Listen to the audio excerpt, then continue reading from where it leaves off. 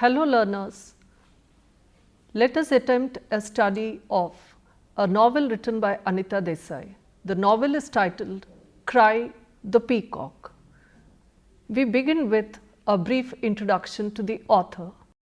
Anita Desai was born on 24th June 1937 in a beautiful hill station in the north of India. Her mother is German and father a Bengali. She grew up speaking German at home and Bengali, Urdu, Hindi and English outside the house. She began to write in English at the age of 7 and published her first story at the age of 9. She was a student at Queen Mary's Higher Secondary School in Delhi. She received her BA in English Literature in 1957. The following year, she married Ashwin Desai, the director of a computer software company and the author of the book Between Eternities, Ideas on Life and the Cosmos. They have 4 children, including Booker Prize winning author Kiran Desai. Her children were taken to a seaside resort near Alibag for the weekends. This is where Anita Desai set the novel The Village by the Sea. For that work, she won the 1983 Guardian Children's Fiction Prize. Desai published her first novel, Cry the Peacock, in 1963. She considers Clear Light of Day her most autobiographical work. It is set during her coming of age and also in the same neighborhood in which she grew up. In Custody, about an Urdu poet in his declining days, was shortlisted for the Booker Prize. In 1993, she became a creative writing teacher at the Massachusetts Institute of Technology. Her latest collection of short stories, The Artist of Disappearance, was published in 2011. Desai has taught at several colleges. She is a Fellow of the Royal Society of Literature, the American Academy of Arts and Letters, and of Girton College, Cambridge University, to which she dedicated Baumgartner's Bombay. In addition, she writes for the New York Review of Books. Anita Desai's house was built in the 1840s on top of a hill to the north of New York. From it, she can see the Hudson River flowing by and a village that's almost English. It's so small. A train, similar to the ones she saw as a child in the Indian hill station, Mussoorie, where she grew up, chugs down to the city. To her, it's as if the 3 countries have somehow merged on a psychogeographic level. A concerned social visionary, Anita Desai was a keen observer of the society and the position of women in the contemporary society draws her special attention. Her novels are explorations of the contemporary problems, which perhaps is the chief cause behind the estrangement of women from their family. However, in the later novels, the key theme which Desai is concerned with is the Western stereotyped image of India. The life of the unprivileged class was also important to her, and she has depicted the deprived and dispossessed class in some of her works.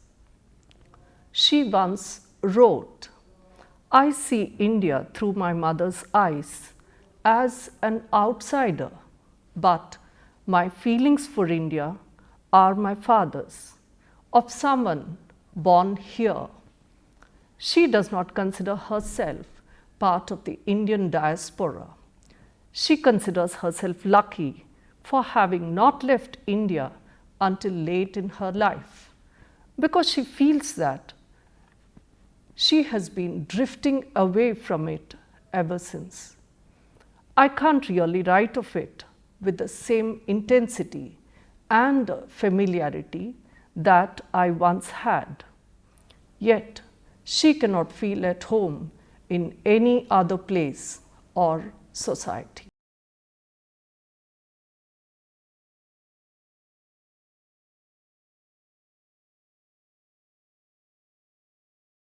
Anita Desai prefers the word pattern to plot.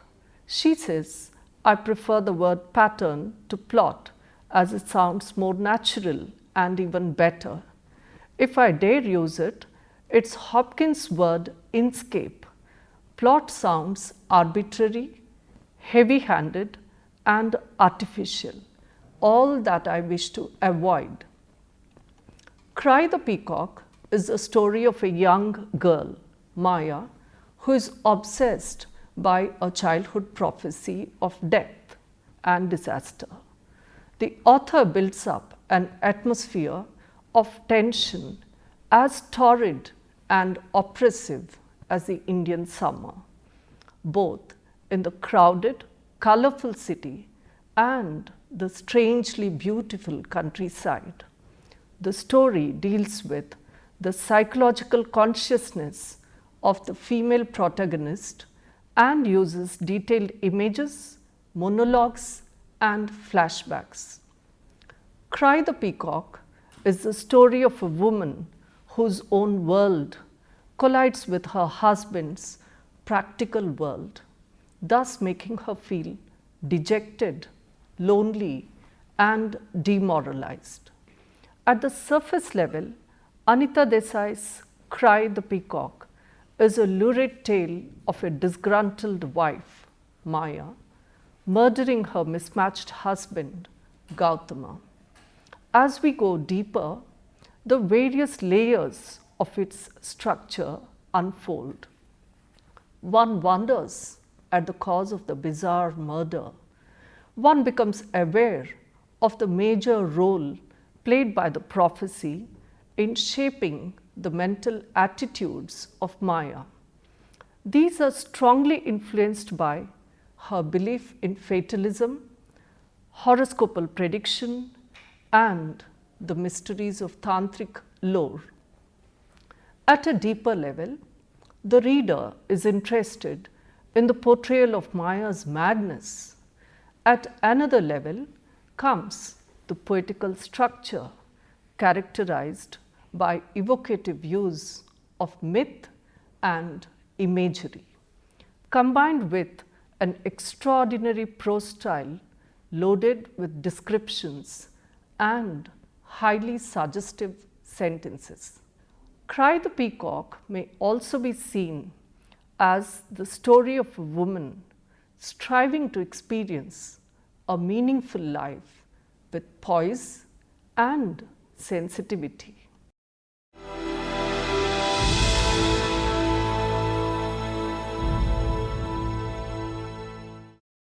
We now attempt a brief summary of the story. Maya, the somewhat spoiled daughter of a rich aristocratic family in Lucknow, is brought up by her doting father, since her mother died very early in her life. The excessive love Maya gets from her father gives her a lopsided view of life. She feels that the world is a toy made especially for her, painted in her favorite colors and set moving according to her tunes.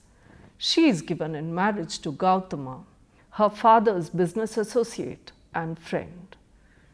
He is much older than Maya. He is not a romantic. In the 4 years of their married life, Maya feels completely neglected. She is deeply frustrated and hurt by the discovery that he is totally indifferent to her physical charms. Extremely frustrated, Maya looks back to the days of her childhood spent with her father. Reminiscing about those days serves as a kind of defense mechanism to set her free from her frustration and conflicts. But that does not actually help her for long. Perhaps vulnerability is of necessity tied to Maya's extreme sensibility. She notices and even sensually experiences the color of every sunset, the scent and shape of every blossom, attributes to these things a uniqueness and value which others would not observe, much less cherish. One of them, Maya or Gautama, will die in the 4th year of their marriage. This prophecy, made by an astrologer in Maya's childhood, which is dismissed by her father, but it comes back to torment her during that ominous 4th year. For months, she lives in fear of her own certain death. As time passes, she comes to reflect more and more intensely on the meaning of life, to appreciate it, to further develop her already extreme awareness of the world's sights, sounds, smells. But as Maya desperately tries to imprint life's experiences on her memory, thinking that her days are numbered, she comes to savor life all the more. If Maya were to express her true feelings about life to Gautama, she might suffer dismissal. It seems much safer not to reveal her true feelings at all and keep her thoughts to herself. But after a point, they can no longer be contained. She describes the artificiality of her conjugal life. It was discouraging to reflect on how much in our marriage was based upon a nobility forced upon us from outside, and therefore neither true nor lasting. It was broken repeatedly, and repeatedly the pieces were picked up and put together again, as of a sacred icon with which, out of the pettiest superstition, we could not bear to part. The impact of this excruciatingly dull and painful life on the somewhat abnormally sensitive wife, that is Maya, is to make her hysterical and eventually mad. Gautama remains so lost in his work that Maya finds him oblivious even to the dust storm that has raged one afternoon. When she asks him to accompany her to the roof of the house to enjoy the cool air, he accompanies her, but lost in his own thoughts. As they walk towards the terraced end, Maya looks enraptured at the pale, hushed glow of the rising moon. She says, "I saw the moon's vast, pure surface, touched only faintly with petals of shadow, as though brushed by a luna moth's wings, so that it appeared a great multifoliate rose, waxen white, virginal, chaste, and absolute white, casting a light that was holy in its purity, a soft, suffusing glow of its chastity." When Gautama moves in front of her, hiding the moon from her line of vision, in a fit of frenzy, she pushes him off the terrace over the parapet to pass through an immensity of air down to the very bottom. It remains in the end for Gautama's mother and sister to take away Maya, now completely insane, from the scene of the tragedy away to the house of her father. The novel is said to be open-ended, and it calls upon the reader's imagination to draw conclusions about Maya's fate. One could interpret that Maya committed suicide, A few others believe that she is perhaps waiting before being put into an asylum. As a murder story, Cry the Peacock is lurid but flat. Even the possibility of a sensation is strangled by hushing up the murmurings of scandal among the servants. And Neela, Gautama's sister, rudely cuts off Pom, the journalist, when she tries to take the story of Gautama's death to the papers. The incident of murder does not excite or even interest the average reader. Cry the Peacock may be looked upon as an exotic tale of madness and murder caused by the strange interaction of fatalistic superstition and romantic egoism in the sensitive mind of Maya. That we do not totally understand Maya should not give us cause for complaint about the author's craftsmanship. Think about how many of us completely understand anyone, even ourselves. Anita Desai has attempted to give us a glimpse into the mind of a particular woman during one short but critical period in her life. She has chosen a difficult task, but handled it admirably well.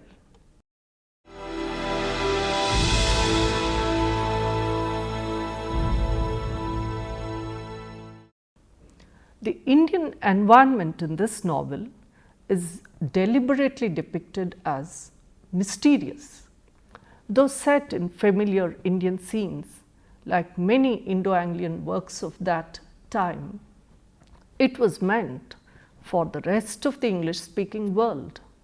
And so, India is deliberately depicted as alien and strange. The inner scenario is the occult influence of the prophecy of death made by the albino astrologer, working fatally on the sensitive mind of a young, romantic-minded girl, frustrated in her dreams of beauty and color and passion and excitement. It is fed on superstitions and fatalistic beliefs. The inner landscape is matched by the exotic look of North India, accompanied by the sultry heat in the Indian summer waiting for rain. In such a setting occurs a killing of an extraordinary nature. The mood of mystery in this novel is enhanced by haunting memories of the obscurantist childhood prophecy of death, slated for the 4th year of her married life. As she enters the fateful year, her pet dog, Toto, dies. The brooding, sensitive Maya takes it as a premonition of the prophesied death, even though the prophecy had been discounted at once by her father. The horoscope was destroyed and the hushed up content is almost forgotten, but not completely. The dog's death creates a turbulence in Maya's mind. Looking at the structure of the novel, we may say that it has 3 parts. The first and the third can be considered the prologue and the epilogue of the novel. The first part of the novel describes an event which reveals the inherent qualities of the protagonist, and yet the reader is not told anything about their identities. The second part reveals the gradual stages by which Maya moves from sanity towards insanity. It comes to a close with Gautama's death. The final section, which acts as the epilogue, provides a powerful picture of the effect of the calamity on the main characters.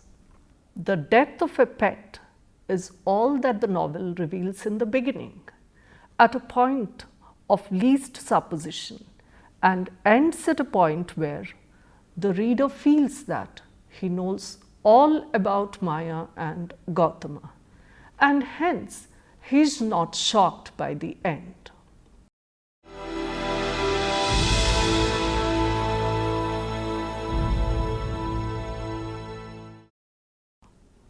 Maya has very strong affinities with natural creatures. Peacocks are exotic creatures of the wild. They indulge themselves in the dance of death, or at least according to the myth. A peacock's cry is a loud, unnerving, eerie scream, like a cry for help. On top of fighting for the most potential peahen mates, peacocks also fight to rank highest in the peacock pecking order.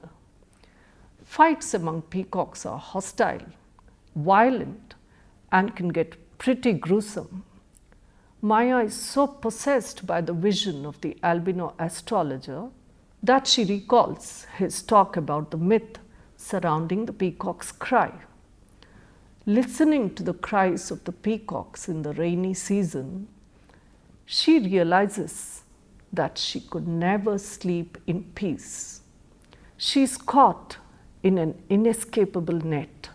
Being intensely in love with life, she turns hysteric over the creeping fear of death. She wonders, am I gone insane? Father, brother, husband, who is my savior? I am in need of one. I am dying and I am in love with living. I am in love and I am dying. God, let me sleep, forget rest. But no, I'll never sleep again. There's no rest anymore, only death in waiting. For Maya, peacocks represent the evolutionary instinct of struggle for satisfaction. Satisfaction of natural urges, which also implies a struggle for survival. Peacocks mate when they have exhausted themselves in a fight, or that's how they're supposed to do it. And they fight fiercely in order to mate. Peacocks are wise, observes Maya. They are endowed with nature's wisdom. Living, they are aware of death. Dying, they are in love with life. The novel poses certain questions. Are Maya and Gautama like peacocks? Shouldn't Gautama not know instinctively, and shouldn't Maya articulate consciously this principle of satisfaction? Satisfaction of natural urges? Gautama appears totally unaware of it, and Maya dreads her knowledge of it. Ironically, a person cannot become free or satisfied by negating it or by dreading it. Maya relaxes her tension and eases her frustration by pondering unconsciously on how peacocks break their bodies in order to reveal their own pain. Here comes the sense of violence, the feeling of getting killed or killing, which engulfs Maya. The violent desire of killing her husband awakens from her own frustration as revenge against his icy cold indifference and impassiveness.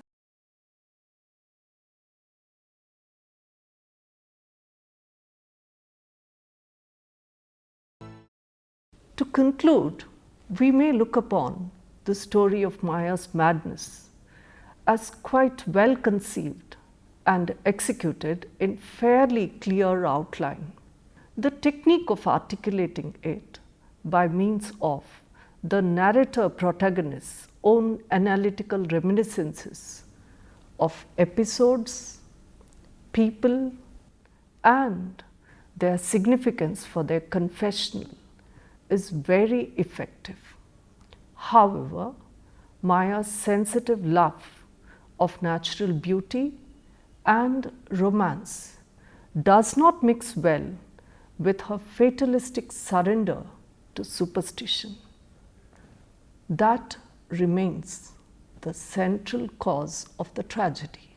Alienation from her husband is also not quite convincing enough as effective desperation to become cause for her madness. It does not harmonize with her essentially loving nature or the fatalistic philosophy of faith against reason. Neither can it be taken as the unreasonable exaggeration of a demented mind, the opposition between reason and superstition, represented by Gautama and Maya, is also not brought out very convincingly. Other minor motives, like the slight feminist tendencies in Maya, confused with her sense of alienation in the episode of the garden party, or her sense of social disparity in the episode of the dinner at the Lal's, or Maya's prudery and sentimentalism in the episode of the cabaret dancers, are not quite relevant to the theme and don't seem to support the structural framework of psychological study. Another interesting aspect of the novel is the poetry incorporated into the structure of the story, especially in the inner landscapes of Maya's growing dementia. The hallucinations that plague her, the confessional accounts of her broodings, especially in moments of mental disturbance, and the orchestration of her morbid mind, all these and more are telescoped into the narration with a fine poetic sensibility. While some critics are of the opinion that the style is somewhat marred by excessive repetitions of words and phrases and images, the reader would agree with the reviewer of The Statesman, who described Cry the Peacock as a product of a mellowed craftswoman who created a stained glass landscape with details of images, colors and odors.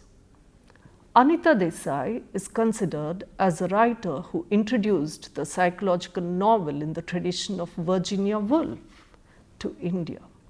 She is also accorded pioneer status of writing on feminist issues. While many people today would not classify her work as feminist, she believes that this is due to the changing times.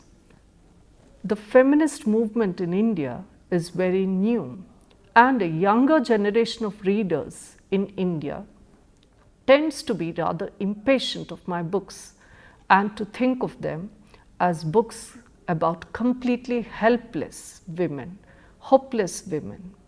They find it somewhat unreal that the women don't fight back, but they don't seem to realize how very new this movement is. She also says that her writing is realistic. Desai says, women think I'm doing a disservice to the feminist movement by writing about women who have no control over their lives. But I was writing, as every writer tries to do, even in fiction, to get at the truth, write the truth. It would have been really fanciful if she had made modern day feminists of her female protagonists. Desai's language is unique. She uses the normal Indian English vocabulary for weather, food, clothing, and other ordinary things, but she heightens it by inventing interesting, even shocking combinations of words, unusual juxtapositions, and arresting metaphors constantly assault the senses of readers, almost demanding that they feel the way Maya feels herself. In no other way could the inner life of such a woman be described or conveyed. Through this novel, Anita Desai gives her readers valuable insights into feminine consciousness. There are many other interesting aspects of this novel that we could explore and study in detail. We will look a little more into detail about various other aspects of the novel in our next class. Until then, thank you.